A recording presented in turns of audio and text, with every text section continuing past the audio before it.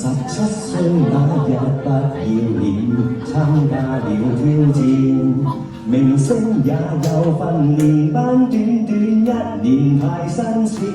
記得四哥、發哥都已見過面，後來榮升主角太突然。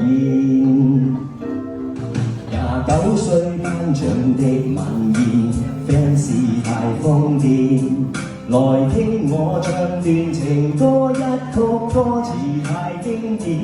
我的真音假音早已太熟練，然而情歌總唱不厭。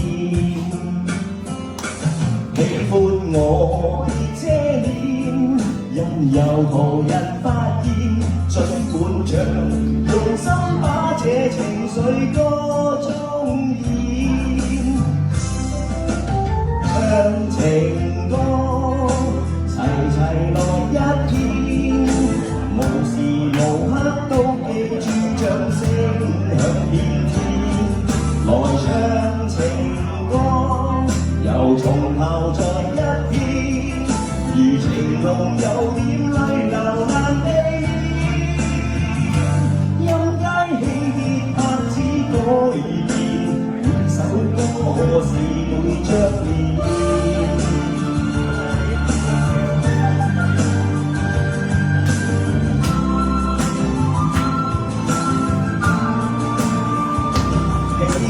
我別遮臉，任由途人發現，儘管唱，用心把這情緒歌聲中渲染。唱情歌，齊齊來一遍，無時無刻都記住掌聲響遍天。來唱情歌，又從頭再一遍。情濃有點淚流難避免，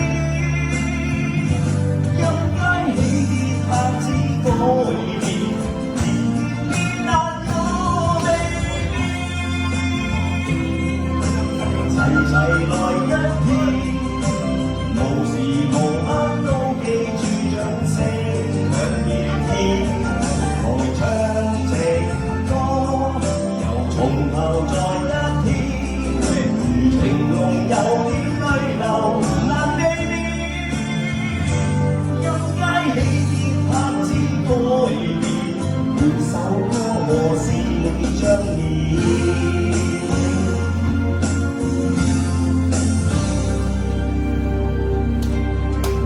如今我50看重照，沙啞了聲線。回憶記我們的掌聲，依然到今天。我的潮水忘情緒，不再經典，仍長埋在我心中，從未變。大家係咪而家後生咗咧？